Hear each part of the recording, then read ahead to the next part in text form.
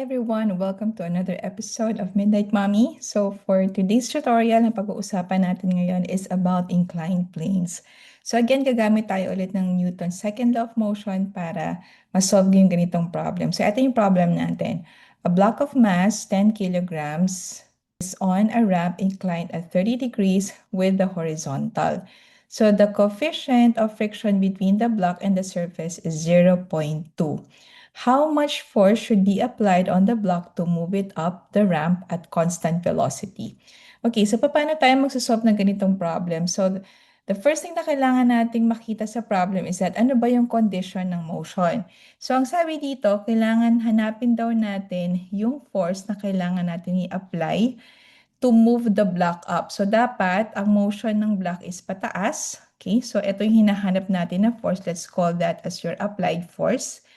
And then, binanggit din dito na dapat at constant velocity. Now, bakit importante yung word na constant velocity? Kasi kapag constant ang velocity natin, ang ibig sabihin nito ay ang acceleration natin is 0. So that means kung ang acceleration mo ay 0, dapat ang net force mo is also 0. Kasi 'di ba, based on Newton's second law, we have F net is equal to ma. So, kung 0 ang acceleration mo, ibig sabihin nun, yung ating net force is also magiging equal to 0. Right? So, with that, ang first step na gagawin natin is to, of course, syempre, identify muna natin yung mga given. And then, kailangan nating i-drawing yung ating force diagram.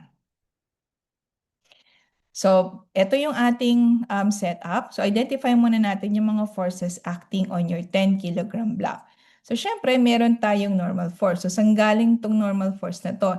Ito yung force na galing dito sa surface. Okay? So, tatandaan nyo parati na kapag meron tayong object na nasa isang surface, automatically yung surface na yun nag-exert ng upward force doon sa inyong object at ang tawag natin doon ay normal force.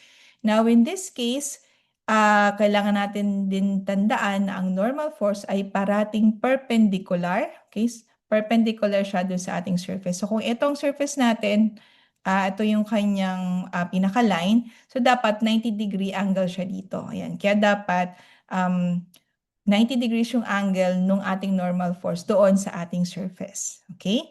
Now, next, meron din tayo, syempre, yung force of gravity. Kahit ang object mo ay nasa flat surface o siya ay nasa inclined surface, just like this one, ang ating force of gravity is always directed downwards. Next, meron din tayong force of friction. Okay, so bakit natin sinabi na may force of friction dito?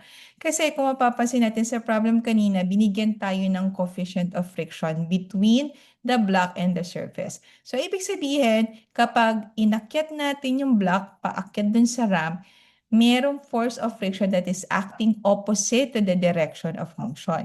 Kasi kung ang movement natin ay upward, ibig sabihin, ang friction force natin is acting downward.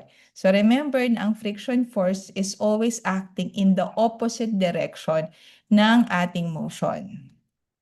And of course, finally, meron tayong applied force na ito yung unknown value natin. Okay, so ito yung hinahanap natin. So ano daw yung value na to na dapat nating i-apply sa block para ma-move natin siya pataas. Okay? Now, although ganito yung itsura ng ating mga forces acting on this system, ang next na pwede natin gawin is to tilt. Okay? Titilt natin to instead showing na ilalagay natin siya sa x and y coordinates. So, actually, kung i-extend nyo tong line na to, okay? Yan. So, parang ito yung magiging ating x-axis. And then, ito naman yung side na to, itong ating magiging y-axis. So, ititilt lang natin siya. Now, therefore, kung ititilt natin to, itong angle na 30 degrees dito sa ramp, magiging equal siya dito. Yan. Ito yung ating 30-degree angle. Okay, so by inaaral natin sa geometry. Okay? And then, kung mapapansin nyo, since meron tayong FG dito, okay, itong vector na to, that means kung ipoproject natin siya dito sa ating x-axis, like this one, magkakaroon tayo dito ng tinatawag natin na x component ng ating FG. Okay? So, ito yung value ng FG along the x-axis. Ayan, ito yon. And kung titingnan naman natin yung y-axis, similarly, kapag ito in-extend natin, tapos ito nag-project tayo dito. Ayan. Ito, itong value na to, from here up to here, okay? Ito naman yung tinatawag natin na FGY. Sabihin, ito yung component ng ating FG along the y-axis. Pero for this particular problem, since interested lang tayo sa paghahanap ng value ng applied force, ibig sabihin na kailangan lang natin i-consider na forces ay lahat lang ng forces along the x-axis. So ano ba yung forces na yun? Meron tayong friction force and yung ating x-component ng ating gravitational force. So, i-tilt natin yung ating diagram, kaya magiging ganito yung itsura niya. Okay? So, now that we have our diagram, the next step now is to start calculating. Okay, so based doon sa ating given. Now, given tayo kanina ng mass, okay, ang mass natin ay 10 kilograms. Okay. Based dito sa mass na 10 kilograms, ang una nating mako-compute ay yung value ng Fg. Kasi we know that Fg is equal to mg. So mass times the acceleration due to gravity. So isa-substitute lang natin to. So yung mass natin ay 10 kilograms. And then yung acceleration due to gravity natin is 9.8 meters per second squared. Kaya ang value ng ating Fg is just equal to 98 newtons. Okay? Now, iwanan lang muna natin yan. Okay? Then, tingnan natin kung ano pa yung susunod na pwede nating makompute. Now, based dito sa ating diagram, we also have yung value ng Fn. Okay, so kailangan natin hanapin yung value ng Fn. Bakit? Kailangan natin itong hanapin kasi kailangan natin to solve for the value of your friction force. Okay? So, pag ganito, ibig sabihin, kailangan natin dito i-consider ang FGY. Okay? Kasi ito yung component ng um, ng Fg na magbabalance dito sa ating normal force. Alright? So, kung gagawin natin yan, meron tayong ganito. Fn is equal to Fgy. Yan. So, ngayon, paano ba natin i-compute ang value ng FGY? So, tingnan natin based dito sa triangle na na-form natin. So, kung ipoproject natin siya dito sa y-axis, so ito yung ating right triangle. Yan. Okay, ito yung angle natin na 30 degrees. So, remember, ito yung ating opposite side. Yan. And then, ito yung ating adjacent side. So, pag adjacent side, anong ginagamit natin na function? Pag adjacent, gumagamit tayo ng cosine. And kapag opposite, ang ginagamit natin ay sine. So, meaning, para mahanap natin yung value ng FGY, kailangan natin gamitin ang cosine function. Kasi since itong part na to, okay, itong FGY natin is equivalent to the adjacent part nung ating right triangle. Sulat natin siya dito. So, magiging FG, okay, and then this is cosine of 30 degrees. Ayan. So now, gagawin lang natin is substitute lang natin yung mga values. So yung value ng Fn mo, okay, is equal to, Fg mo ay 98 newtons, times natin siya sa cosine of 30. Okay, now gamitan na natin ito ng calculator. We have 98 times cosine of 30 degrees. So, meron tayong 84.8 or gawin natin 84.9 newtons. Okay, so this is 84.9 newtons. Yan. So, yun yung value na ating Fn. Okay? So, kung magtataka kayo ulit, no, bakit to equal? Okay. Remember, yung movement natin is only along the x-axis. Okay? So, since along the x-axis siya, ibig sabihin, along the vertical, walang movement yung ating block. Okay? So, kumbaga parang atras siya. So, that means kapag wala siyang movement along the vertical axis, that means balance yung dalawang forces acting on that axis. So, kaya yung value ng Fn mo is also equal to Fgy. Okay. So, ngayon, ang next natin i-compute ay yung friction force. Yan. So, ang friction force natin ay equal sa mu Fn. Ito yung formula na ginagamit natin. Ang given natin na mu ay 0.2. Then, i-multiply lang natin siya sa 84.9 newtons. 0.2 times 84.9. Okay, so meron tayong 16.98. Okay, so siguro para mas madali, round off na lang natin to 17.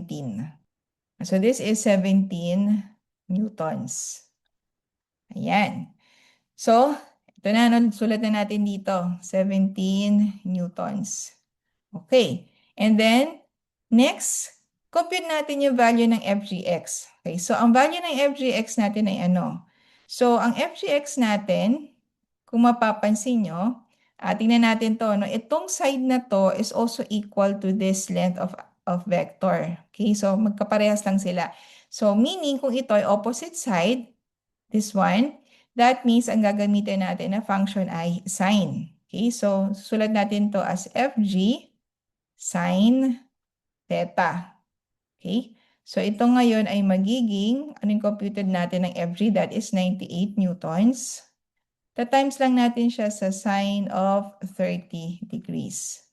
Okay, so again, we have 98 times sine of 30 degrees. So meron tayong 49 newtons. So therefore, ito ay 49 newtons. So this is 49. Yan. So finally, masasagutan na natin yung value ng applied force. Now remember, di ba kanina nabanggit ko na yung ating block is moving at constant velocity. So dahil constant ang velocity niya, that means the acceleration is equal to 0. At kung 0 ang acceleration, that means ang net force mo ay equal to 0. So meaning, kapag inad natin to, yung para makuha natin yung Fnet along the x-axis, so that is equal to friction force plus Fgx plus applied force. Dapat to, this one will be equal to 0, diba? Okay. So, para ma-solve natin to, ang gagawin lang natin, pwede nating i-transpose si applied force ito sa kabilang side or kahit itong dalawa, no? So, kung gagawin natin yan, magiging ganito siya. Okay, so, lagay ko rito si applied force sa left side. And then, ito magiging negative yung mga values. Friction force minus Fgx. So now, magsasubstitute na tayo ng values. Now remember, since ito ay forces, kailangan natin i-consider ang sign. So based ito sa diagram natin, si applied force is acting on the right, so siya ay positive. And then, si friction force at saka si Fgx ay acting on the left. So that means sila ay negative. So kung sa-substitute natin ito, magiging ganito. Negative of negative 17 newtons minus negative 49 newtons. Yan. So therefore, yung applied force po natin is equal to, actually yung negative sign dito, para siyang magka-cancel out. Okay? Para magiging positive sign siya parehas. So para mo na lang sinabi, you have 17 plus 49. So you have 66 newtons. So therefore, kailangan natin ng 66 newtons na force para ma-move up yung ating block. Okay, so another way of solving this is, actually pwede rin naman ganito siya. So balik natin dito, no? So ito yung 17 newtons, 49 newtons. Okay, so kung titingnan lang natin based on the diagram, since alam natin na sila ay balance, pwede natin itong isulat as this. Applied force is just equal to friction force plus Fgx. Okay, so pag ganito, hindi na natin kailangan i-apply yung mga signs. Okay, kasi kino-consider na lang natin dito is the magnitude alone. Okay, so this is the applied force and then yung friction force natin ay 17 newtons plus 49 newtons, which again gives us 66 newtons. Okay, so with that, I hope meron po kayo natutunan dito sa video na to kung paano mag-solve ng mga problems involving inclined planes. So sa susunod naman, abangan niyo yung mga other videos natin na magsosolve tayo pa ng mga other problems on inclined planes and also the pulley problem. So with that, thank you so much for joining and see you on my next video.